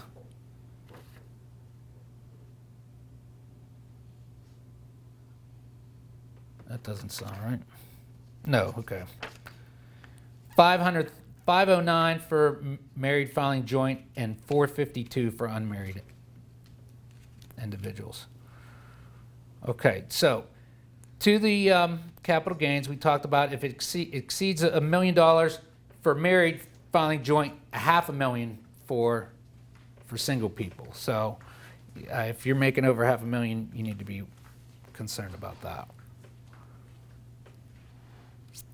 Now, something else you're going to hear a lot about is eliminating the unified credit and focusing on the estate tax. Well, it's not only the estate tax, as I was explaining to Liens before. The estate tax and the gift tax sort of go together, and you'll hear a lot of talk about step up in basis. What usually happens when someone dies with the property, and you inherit that property, you inherit the value on the date of death. So if your father owned a property worth $2 million, but he had built that property for $100,000 30 years ago and he depreciated that, his basis is zero. So theoretically, if he sold that property, he would pay tax on $2 million. Well, he decided to leave it to you. If you inherited that property, right now, your new basis would be $2 million. And if you sold it tomorrow, you would have no gain. That's the current estate law. Now, what you'll hear about, that's called the step up in basis. When someone dies, you get a step up to the fair market value. You're going to hear a lot about they're eliminating that. So if you inherit a property, you're not going to have to pay tax on that $2 million, but the person that died is going to have to pay that tax when they die. It's going to come out of their estate. Now, what happens a lot of times is it creates a problem when you don't have liquid assets. So if it's a $2 million building, and let's say you're the executor of your father's estate, where are you going to come up with the $400,000 to pay the tax on that property, unless you go out and refinance it or whatever? But that's where the problem's going to come in. But what they're talking about doing is it's only going to be anything over $1 million. So any gain over $1 million will be tax-free, or under $1 million will be tax-free. So if it's over $1 million, you'll have to pay, or the estate will have to pay that tax. Is that for the whole estate or per property, per asset? What I read, it was per person, and I believe that meant per person that dies, as opposed to per person that inherits the money of the beneficiary. So I think it's per estate. Do you know if they have to pay that once they inherit it, during that probate, or do they pay just during the year, or? Well, it's not law yet, so we don't really know. But these are just proposals. But I would think that it would come out of the estate tax filing. You know, when someone dies, they have to file an estate tax return. Now, also what people don't know is the unified credit right now is $11 million. When I first started being a CPA, it was $600,000. And what that means is if you die with over $600,000 of assets, you would have to pay an estate tax. Well, they've increased it over the years to 11 million. So if you don't have over 11 million, you don't have to worry about the estate tax. Well, they're going to basically move that back down to $1 million. So if you have over $1 million in assets, you're going to be subject to the estate tax again. Plus this capital gains tax. So it's on top of that. We're going to get into some pretty good stuff that you really need to be aware of. But one of the things that a lot of people don't realize is if you make over $250,000 and you have investment income, and that would be like interest and dividends, you are subject to something called the net investment tax. Okay?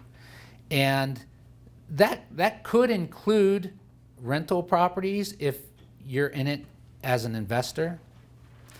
And that's, if you make over $250,000, you have to pay an extra 3.8% on that money.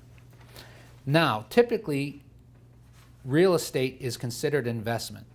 Now, what you need to have is a CPA that is able to justify and guide you through becoming either a real estate professional, and there's certain tax laws for that. You have to have 750 hours in real estate businesses, and 50% of all your activities have to be in real estate.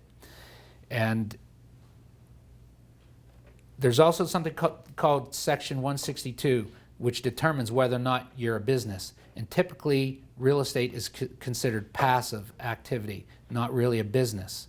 So however, there are tax court cases out there and decisions that have ruled in favor of the taxpayer that allows you to be a business just by having a rental property.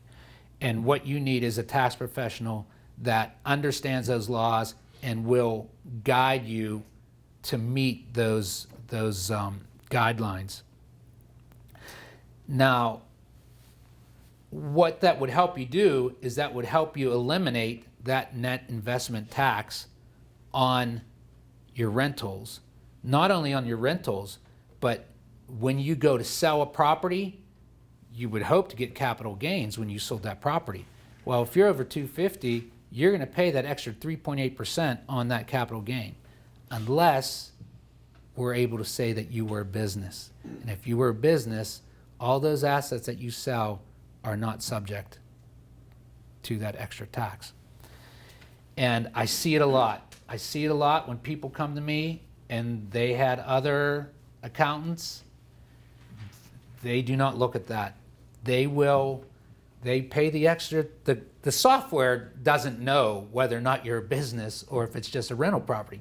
So a lot of tax professionals, they'll put it in as a rental property and you're going along and you sell it and you're done, and they think the computer just treated it the right way. Well, I'll tell you, I've seen many times, and I've had to amend returns. I got one guy back $40,000 because when he sold those properties, he was a real estate professional. Those capital gains were not subject to that net investment tax credit or tax. And I was able to go back and get him that money. Now, as I said, typically rental properties are considered passive activities. And if you have a partnership and you're a limited partner or an LLC member and you don't pay your self-guaranteed payments, you're just getting rents, that money is not subject to self-employment tax. You've all heard of self-employment tax. If you're an employee, they withhold FICA, Medicare, Social Security out of your check, and you're paying. If you're an employee, it's 7.65, and then your employer pays 7.65. If any of you are self-employed and have Schedule Cs, you pay both halves. You pay 15.3% on that self-employment income. Well, if you have rental properties, you don't pay the tax on that. If you have investments, you don't pay tax on that. And a lot of our clients, what we do is we make them S corporations And if they're making 100,000 on a Schedule C, they would pay $15,000 on that 100,000 if they weren't an S corporation. So we say, hey, become an S corporation. You become an employee of the company. Pay yourself a $50,000 salary. Keep $50,000 as profits. So you only pay 15% on 50,000. So just by making an S election, I saved you $7,500 per year. Per year. That's huge. Now, the IRS came out with something called reasonable compensation because they want to make sure you're paying yourself a salary because they know people do this. Well, now they're taking it even further. The proposal is to make all of these partnerships and S corporations that you actively participate in, whether you take a salary or not, they're going to make all that income subject to self-employment tax. That's the proposal out there. So it's basically like, it's going to be a 15.3% tax increase on everything, on all income. Now, will it get passed? I don't know. I think there'll be a lot of fighting about that. But they're also trying to do that with the net investment tax too, and make that on rentals as well, and on everything, on all your income, whether it's passive or not, because typically S Corp income isn't subject to that either. So, I mean, everyone knows the budgets that they're passing, they have to be paid for, and the only way to do that is through increasing the taxes.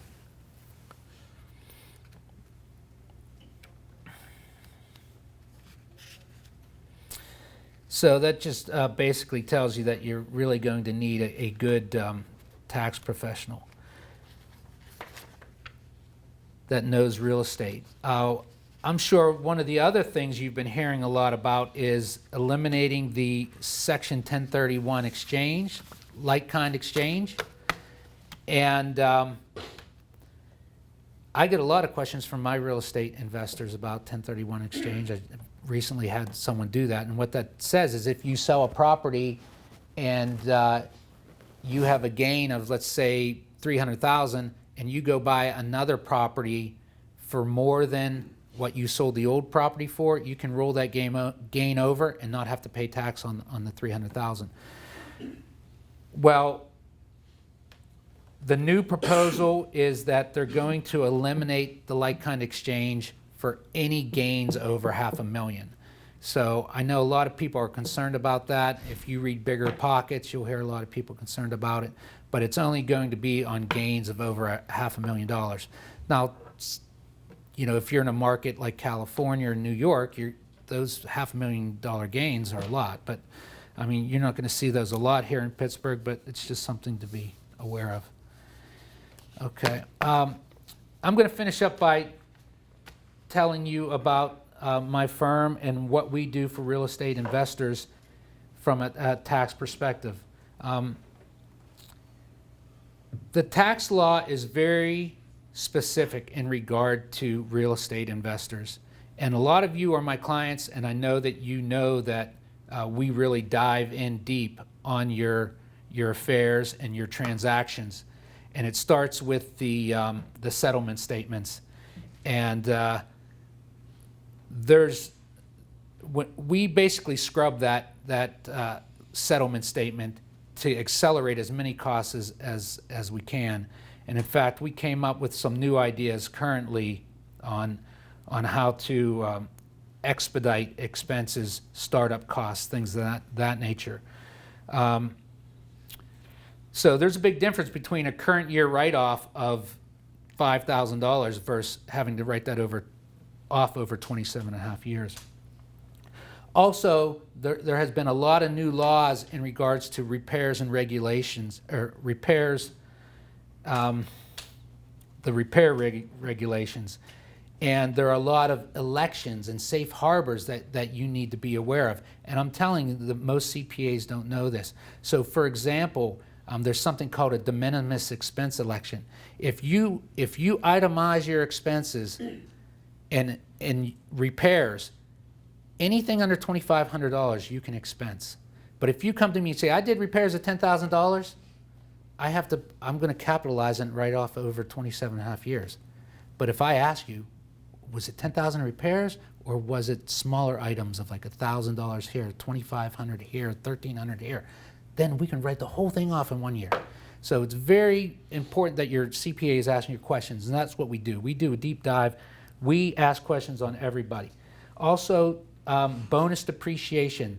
There's different laws that we can apply that allow us to write things off in the year that you put it in service. So if you're doing a rehab and you don't rent that property until the following year, we have to capitalize all those costs and write them off over 27 and a half years. But if you itemize those and have items that aren't, for example, flooring and painting, we can break those out and make them, because they're not considered real property. They're basically like repairs. If we break those out, we can write those off under 168 bonus depreciation in the year that you put that property in service. And I'm telling you, most CPAs aren't going to be bothered with you and asking you, what was that breakdown last year that you did on that building? Can you tell me so we can write it off this year? No, he's so busy, they're just going. We don't do that. We scrub for all our clients. It's basically like doing a cost segregation study constantly, okay? And then I talked about the 195, the QBI, Qualified Business Income Deduction. We are able to get our real estate investors into that category to allow them to get that extra 20% deduction, and that's important. And I talked about selling the assets. That's something else that we do and we look at. And then we also understand that there's a difference between federal law and state law. And we don't just look at the federal law. We see how it affects you at the state level as well. And Stevens Associates, we're up to 12 people. We specialize in real estate. We just added another CPA, Richard Stevenson. And we have 4 CPAs on staff now, so give us a try. And we're always willing to answer questions and help you out. Matt doesn't get enough. He doesn't get enough applause for all the hard work his staff does put up with me. And I'm semi-organized, but I used to be not organized at all. So the more organized you are, if you talk to him first and his staff first, and plan out, at least get started off on the right foot. It's going to save you money, first of all, on your tax accounting bill.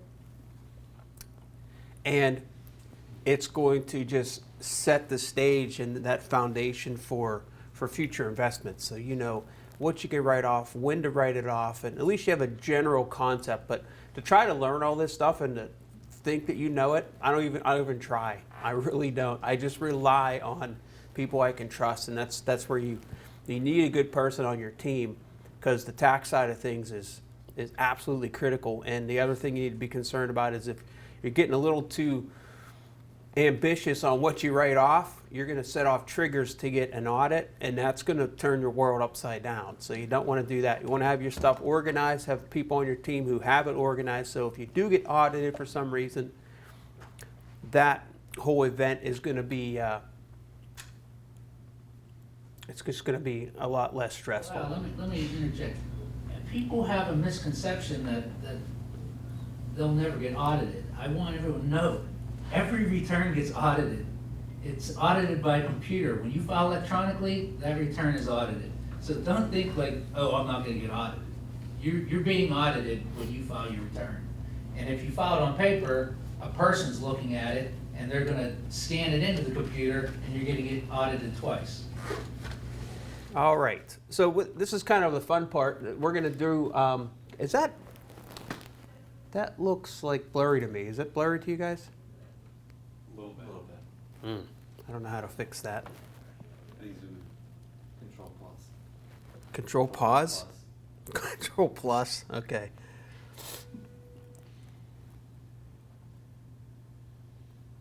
That's a little better, thank you.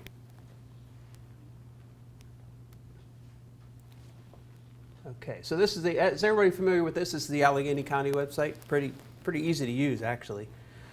Good, easy to navigate through. So we're going to pick some properties. We're going to go onto some of my Google Photos and just look at pictures, and we'll do some quick assessments. It'll help you guys to see what I see, and just going to save you time.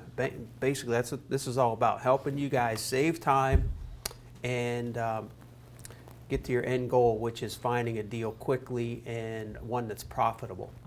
So this property here, it's 411 Hill Street, okay? It's a property I have listed for sale, or was listed for sale. So the first thing you need to look at is, okay, so let's say you get a lead on this property, right? Look at right up here the date this picture was taken. That was 9 years ago. So just to give you just a point of reference, this home right here is no longer there. It's gone. You could see that roof there. You zoom in, say, oh, needs a roof. That roof's been replaced, okay? So things like that, you have to take a close look at all these items here. Now, does this property come with it, this house here? No, it doesn't. So the first thing I look at is, let's say it was a vacant parcel, and I go on the county website. I'm saying, okay, I'm researching this. Let's take a look. All right, this is the owner. Let's take a look at the image. Let me make sure I'm looking at the right property, okay? Because what you might be looking at on Google Maps might not line up with what property you're looking at. So, okay, that looks like the house, right? Looking at the right property, cool. You can look at this section over here, and it gives you approximate square footage. You can't always rely on this, but this is saying, man, I don't think this is definitely not right, because it's not. See, it's not 924 square feet. There's no way. It's a one-bedroom house. Probably has a 15 by 15 living room, which is, what is that, 150 square feet ish, or what is that? That's 300 square feet. You have a small kitchen and a bedroom. There's no way that's 900 square feet. So it's misleading, right? So you can't rely on all this information for actual square footage for sure. And then the maps, this will give you an idea what you're buying. And if you remember, we looked at that one earlier where I bought the house and it had an L-shaped lot. Just something weird, but this one's pretty straightforward, right? It's just a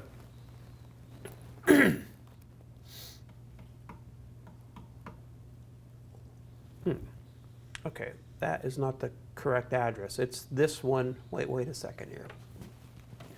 Oh yeah, that's it. Here's the little house in the front, okay?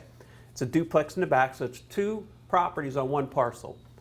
And sometimes where that can be an issue is appraisals, right? So if you're buying this and you want to refinance it, sometimes appraisers have a problem with finding like properties, apples to apples. Where you find a 3-unit with two properties on it, it's not common, right? So it could affect the appraised value, could affect how much money you can pull out, if you can pull out all your cash. It just can affect it. That's all I'm saying. This property here, this house is no longer there, right? So the first thing I would do is, if I'm interested in this, I'm going to go to 102G261. That's the lot and block number. I typically just open up another window.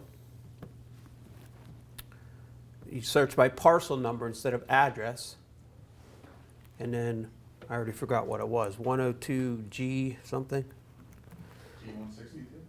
162? All right, we're going with that. 261. Let's see, so we just go back to the map. 102G265. Okay. Combined. Sorry, you tried. 265. Search. All right, so I want to see, now what the heck? 102, I'm just being silly now. No, it's 102, Ju6, 261. Phew. All right. Man, don't get old, folks. 261. Okay, why am I looking at this? Anybody throw out something? See if it's available, maybe you can buy it. Yeah, maybe it's available. Maybe the owner's behind on their taxes. There used to be a house there. There isn't now. Maybe it burnt down. I think that's what happened. It burnt down. Maybe they just took that insurance money and skipped town and stopped paying their taxes, whatever the case may be. I'm looking to see if this person pays their taxes. And so in this site, you can, I'm not sure if you can do this on Beaver County or Westmoreland County or Butler, I don't know. But on Allegheny County, you can see if they're paying their taxes. And this shows you only if they're paying their county tax. They are. If they're not, these are highlighted in yellow and they'll stand out like a sore thumb. If they're not paying their county, you can rest assured they're probably not paying their school, because school is 3 to 4 times the value, the amount. So it's a good indicator. Now, if this guy was behind on his taxes, I would love to see that, right? Because that's a nice parcel, probably developable to maybe put a duplex on it.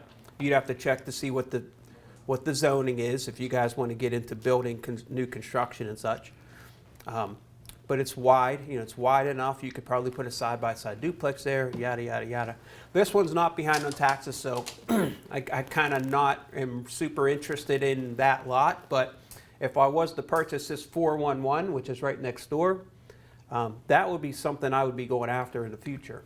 Sending a letter out to the owner, say I'm interested, so on and so forth. In this specific case, I believe the same owner that owns this apartment building is the same one.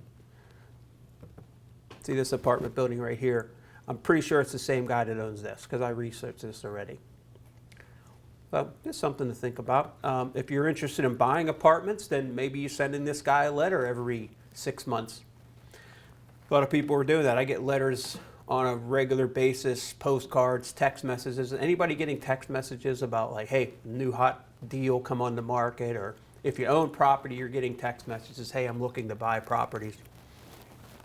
That's how these wholesalers, and that's how you find off-market deals, is by sending out mailers and so on and so forth. So this is the kind of research I'm doing. So, okay, I know I can't purchase this property. Most likely, I'll have to pay market value for it, so I'm not really interested in that. But am I still interested in this property? Does anybody have a specific property that we can just pull up and research and do it like a live assessment? You could do my goofy, weird double house property. Okay, what is the address? 101 Shady Hill. Oh, yeah, that one, huh? It looks hideous on Google Maps. Is it? Yeah, there it is, right there. All right, this is one that Andrew owns. This is an Airbnb, and it's been It's been, I don't want to say highly profitable, but it's been a good property. Yeah, it's been solid, and there's 2 houses on it, and I just split the deed, so now it's 2 properties. Oh, you were able to do that? Yeah, but the county still thinks, well, the county website still says it's 1. So you were able to subdivide this property. Now you have 2 tax IDs and 2 deeds. Mhm. That's awesome. Okay. I'm thinking of doing that on, we did on a property I own in Mount Oliver. How hard was that, and how much did it cost you to do it? It was a few thousand, and it was pretty painless, but that's just because of anything that went against like the restrictions, as far as setbacks and things like that, didn't get any worse because it was split. Okay. Meaning everything in violation, if you were to build new today, is in violation as 1 parcel or 2. Gotcha. So it didn't, All right, let's take a look at that. That's Didn't one. happen. It's 101. Is that the Yep. address? and 105.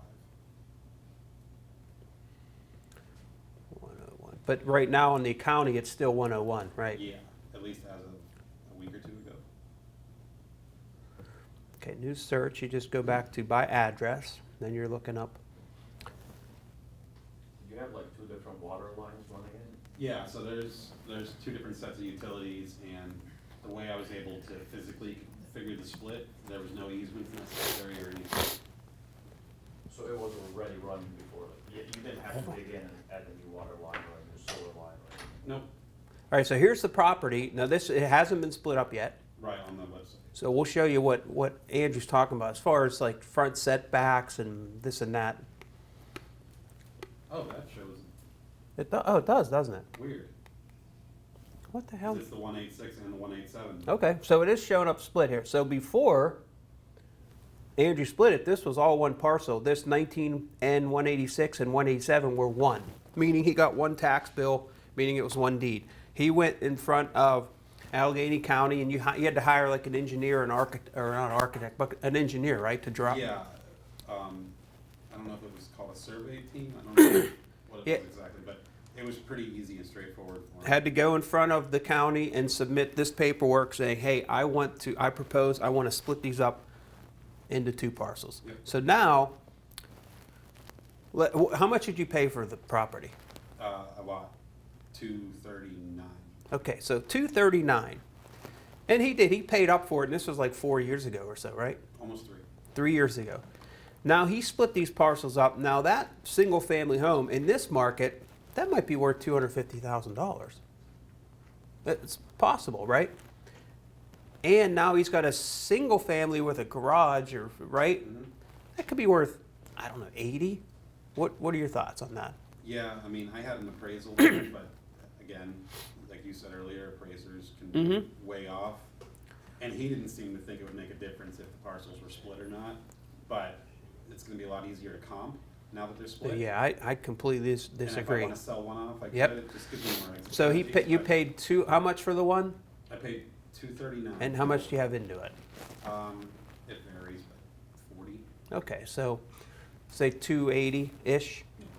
And now he's got two properties easily, and it could be more, could be less, They claimed easily worth. 400 for everything combined. What's that? The appraiser claimed 400 for everything combined. 400 combined. Okay. So now he's got a that appraiser's opinion is it's now worth 400,000. Where's So that at? Yeah. that's Westwood, which is a part of the city of Pittsburgh, but it's just in between Crafton and Green Tree. And so that's where he created value there. He turned something that was 240 into 400 plus. Plus, on top of that, it cash flows. Now, and he has two parcels he could sell at any time separately. Awesome investment. Is there any other like high level benefits that you can go over with splitting that up into two parcels, other than like, you know, higher market value, easier to sell, anything like that? Is there any other benefits in there? I think separately, you could typically sell things separately for more money than combined. So that's one. It's a nice residential area, so it's highly desirable. So that's separate. Now, you could separate things and probably make them less attractive. Like a duplex, like a side-by-side duplex, you could technically split, Yeah. right? I mean, But it might be less valuable. it could be like, let's just say, The garage can be split. Yeah. The property I just sold. Yard- The garage is a different parcel, and the property is a different parcel, the garage and the land. But they combined it at closing. yeah. The attorney was able to combine it at closing. Yeah, so sometimes it can be less attractive because of the yard, parking, things like that. But if you are really not taken away from, well, let's take a look at the street view.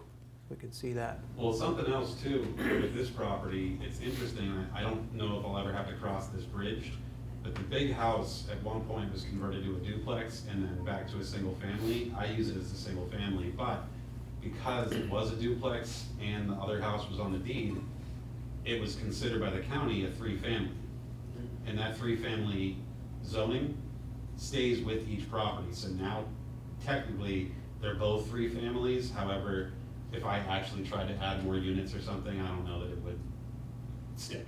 Yeah, you see that? See on here it says it's a 3-family. But I could add an ADU technically to That's this big house right here. either one. Now is it, okay, so it's a 3-family. You think, wow, great, I got a 3-family, but you know what? You might not, because if you want to make it a 3-family, it's a 3-story. You might have to have fire escapes. You might have to have sprinkler systems. You might have to have fire-rated drywall in between the units. You might have to have this, that. plus you don't have separate utilities for 3 units possibly. So it could be, on paper it looks cool and it looks awesome, but in reality when you break it down, it's not a 3-family, and it's not going to be economically, it's not going to make sense to make it a 3-family. Okay, so don't let that skew you either way. Just because it says 3-family on the county website does not mean you have occupancy permits to sell it and use it as a 3-family. So this, like, did I answer your question? We answered yours. Yeah, definitely. Okay. So Andrew split this right about right here. So, you have enough road frontage here. Depending on the zoning, let's go to that map. Did they give you any problem with the lot widths at all? The width of the lot? No. Because it was wide enough. You see how all these lots are very narrow? This one's pretty wide. Let's say all these lots were wide like this one, and then Andrew wanted to split this up and it was very narrow. They might give you some pushback. Because when they built these, they didn't really have, they had certain minimum lot width requirements, lot depth. Your house has to sit back far enough. They call it front yard setback or rear yard setback, side yard clearance, things like that. They change these codes all the time, and they were a lot more liberal back in the day, but now they're strict and to the point. So before you think you could split something up, or you think that's always icing on the cake. But basically, when you buy something, you think, I'm going to split this up, and then maybe you'll split it up, but make your investment based on what the value is now and the use now, and then if you can split it up, that's cool, because that's icing on the cake. Now you turn a 300, you just create more value with a very little bit of work. So, yeah. Arguably more value. We'll see. No, I think absolutely. I think so. No, I think you did for sure. Insurance benefit to splitting it? Probably costs more. Yeah, it's probably a little bit more. It's nominal though for the benefit factor. Somebody had another property. I have one. Yeah. We can do 1347 Gayer Avenue. Oh, Geyer, Geyer. Yep. 1347. Yeah, and then 1351.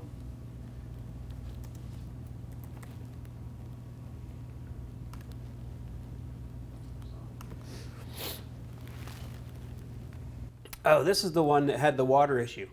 Yep. So tell us a little bit about that one. So, How did you find the deal, and what did you pay for it, and what did you ultimately do with it? so this one I actually sold wholesale. Somebody, I found that it was through probate. The owner had died, and I found that the new owner, and it has a lot of issues, so he was looking to get rid of it. Actually, a lot of investors walked in there and just walked away because of the issue. So we were able to take care of that. But if you turn a little bit to the right, like trying to show the garage, just to piggyback off what you're saying, the garage is technically, and the land back is a different parcel. Oh, no kidding. So Yeah, it's if you go to the county website and go to Okay. 1347, the garage is not with it, technically. So I caught that up before we closed, and I made sure, because he didn't even know. I made sure we included both of them, or Right. we would have bought that property and not the garage. Wow, that would have been an easy. That'd have been an easy one to miss. It was a good catch. Oh, I got lucky, cow. but- Yeah, how did you find that out? Because I could have missed that one. I think I was looking at comps, and then when I was looking at Google, in Zillow and zooming out, it showed the garage was separate. And I was like, okay. And then I digged up a little bit, and I was able to find that they're two separate parcels. Is it still in the old person's name, the original? It literally closed 2 days ago, so. Okay, so oh man, that's some good stuff there. So I think I learned something today. Maybe I should, Yeah. whenever you're assessing a property, check the property to the left and right just to make sure. I usually do that when it's vacant land, but I never would have thought on an attached garage. Not in a million years. And you could have bought that and not. Not bought the garage. That could have gotten really ugly for the new owner. Yeah. Man, that's something else. I don't think I've ever seen that. So Yeah, so 76 and 11. So, that's interesting. That's why looking at that map's really helpful, because when you look at that map, you're thinking, well, wait a second. That's only 55 feet. See the frontage? I think it's 55. You say, that's only 55 feet wide. That house is at least 70 feet. Something's missing here. So you might go to the county website and pull up 76 and 11. You'll see it's the same owner. And what, you paid like a few $1,000s for that? Yeah, I got him for 7,500. Because you told me what you paid for it. I was like, his question to me was, should I buy it? I'm saying, you're getting into it at such a low price point. It's not even relevant. Just buy it. Because you said the structure was good. Yeah. The roof was good. If it's structured good, roof good, hot market craziness we're in, 7,500 in that location, you can't go wrong. Even what's the worst case? You made a mistake and you sell for $5,000. But and would you share what you sold it for, or did you do okay, or do you don't want to share it? No, yeah, absolutely. I would definitely share. So I actually ended up working it out with a deal with my contractor. He was looking for a house, so I ended up giving him that one, and he ended up adding a bathroom and doing extra work at my house for free. Okay. So I would say about like $5K. Yeah. I made Nice. $5K on it. He reduced $5K from the price I owed him.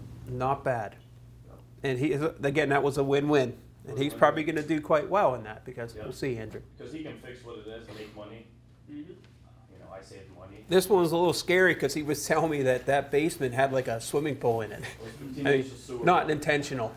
Sewer water in there, 15 inch. But what was the fix? Did he ever? So honestly, I seen his work. We stopped the water from going more. I think it's two things. I think the downspouts were just bringing a lot of water in there. That's number one. Number two, it's definitely clogged. So we're gonna have to pump the water out, open the basement, probably replace the sewer line, and then fix that downspouts, and that's it. Yeah, I'm telling you, a lot of times, guys, downspouts, trees, gutters are 80% of water problems, and they can be easily rectified before you start calling waterproofing companies. You have to make sure that's done first. Then if you still continue to have a water problem, then the next step is having someone with the expertise to put a French drain in, which can be kind of costly. Any other properties that anybody's interested in buying or researching? Because I got plenty we can look at. And we have, it's 11:35. I mean, I'll open up the Q&A, or we'll probably assess a couple more properties and then we'll call it a day. Let's look at another one, 1038. This one's in Ambridge. This is one that I bought recently.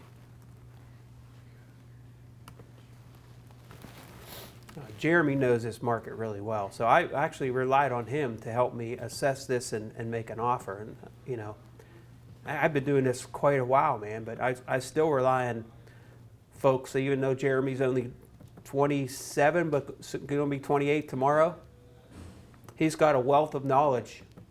He's done a lot in his short time on this planet as far as real estate. So yeah, I reached out to him. I said, hey, what do you think about this one? It's a duplex. It's a small duplex. It's a up and down one bedroom each unit. Very clean. This owner took really good care of this place. We found this off market. I think we picked it up for 60, 62 maybe. Put about 2,500 into it. Shows really well. 2 really nice 1-bedroom units. The second floor is completely redone. All separate utilities. First floor has a long-term tenant who's disabled. It's kind of rough. I mean, it's going to need carpet and paint when he moves out. I think, respectfully, it's probably worth about $110,000. I think I could probably sell it for that. So what we're doing right now is we're trying to rent the second floor for $750.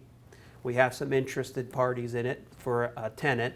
And then the first floor is rented for like $475. Well, we're going to raise his rent to $6 because his rent needs to go up. I mean, that's what happens when you buy these properties, is finding ones that are underperforming at a good price. And for him to pay $475 a month for a 1-bedroom apartment is insane, right? Market's about $700. We could raise it to $700, but it's really not fair to the tenant. It needs carpet, it needs paint. We're going to propose to him $600, and then we're going to get $700 to $750 on the second floor. I don't think I want to own property in Ambridge right now. I can't say that, and I have nothing against Ambridge, but I have partners on this, and they would absolutely rather cash out because it helps them. Like me cashing out now and making $35,000 and then splitting it, whatever our agreement is with my partners, doesn't do me a whole lot because I don't need the extra 15 or 20,000 in income. It doesn't really help me. Long term, it would be more beneficial because, as Matt discussed with capital gains tax and just the obvious value of property appreciating over time. In 10 years, it's worth 150,000 and it's paid off. You could see where if I sold it now and I made my 20 cut, or should I keep it for 10 years, cash flow every year, and then it's worth 150,000 in 10 years. Where's the true profit is going to benefit the long term, right? But my partner, one of my partners, he's just new to the business. That 20,000 in his pocket goes a long way. It pays bills. It keeps the engine turning on the business we're trying to find off market deals. So that 20,000 for him is way more beneficial than the long term buy and hold. So that's why we're going to sell that one. And that's how I look at each investment property. And it depends who my partners are too. You're going to ask. So I was going to ask you a question. I think you answered, but if you want to touch base on it more, having a partner in a rental for a long term, I find it like super hard to make sense for both because the cash flow usually like let's say 300, 400 if you take everything. So how do you structure? If you have a different way to structure them, do you pay them off first and keep it for a long term, or?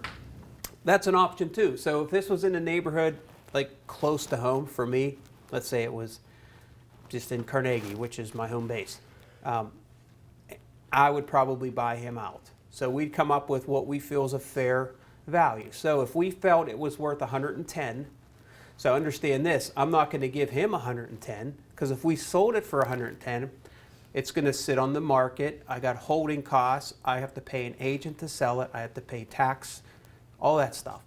So let's say we agree that it's worth to the partnership 95 and we owe 65. That leaves a $30,000 spread.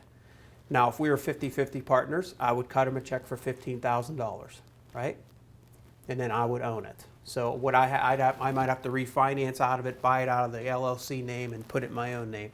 But that's how you come up with a fair market value. And sometimes if you don't have the right partner, you can't come to that agreement. Like, well, I think it's worth 120. Well, I don't. So now you have to get a couple appraisals. And so that's where picking the right partner is really important too up front. Because when it's like picking the right husband or wife. You're married to these folks. So in this case, if you are gonna, that's like another class we could have about forming LLCs, picking partners and such. You want to make sure your gut's telling you, I'm picking the right person. Make sure that person brings something to the table. Like you're not a couple buddies sitting at the bar one night and just thought, hey, let's get into real estate. No. What does that guy or gal bring to the table? Do they bring money? Do they bring expertise? Do they bring, God bless you, do they bring, what asset do they bring to the table? Okay? I mean, all fun and set aside, it's good to be partners with friends and all that stuff, but sometimes, and most of the time, partnerships don't work out because they're not thought out and you're just partnering up for the wrong reasons. It should be a win-win where somebody brings something to the table. I've partnered up with Jeremy on a couple nice properties. I brought something to the table, he brought something to the table, and we know who does what, and it all works well because we know what our job description entails. And we're on the same page, we're reasonable people. Just make sure you pick the right partners. But that's how I would buy out a partner on that. Okay. But that was an easy one to make a decision on. So my partner went to go look at it. He took pictures. He showed me the pictures. I have questions for him. Are utilities separated? Why is that important? Right? It's important. You need to know. How much are the rents? Oh, the rents are $475 and $600. Next question. Are the utilities separated? A lot of times I get, well, I don't know. Well, it's kind of important. So we didn't know that. Yeah, they are separated. Is the water also separated? well, I don't know, the owner said they're separated. I said, you gotta, when you go there, take pictures of the two furnaces, because you could have two gas meters but one furnace, okay? You could have two electric meters, but they could be commingled. I need to see two electrical meters, I need to see two boxes, I need to see the picture of the water meters, two water meters, for me to assess this properly. So that's, but I'm training these guys to go out and find the deals so we can assess them properly quickly, because, and then ultimately I want to go see it. Again, I don't have enough time to look at all these, but when we designate one and the numbers make sense, and they showed me all the pictures, we delineated if all the utilities were separate. The property looked very clean, and we were getting it for $62,500. Based on everything he showed me, I said, this is definitely worth me getting in my car and going to look at it. So we put it under contract, and then we had an agreement to just do like a 5-day due diligence inspection. And that's when I went out, and I'm like, this is a great deal, $62,500, good. So we bought it. There was enough meat on the bone there. It made sense for everybody. Oh, you just said that, it made me think. What's your opinion on, there's a bunch of people out there just putting offers down and waiving the inspection contingency. Just not even going to look at it, not even having a contingency period, just straight up putting in an offer because the market's crazy. Right. I think that's crazy personally, but. It's like, it's the Wild West. It's just silly. Yeah.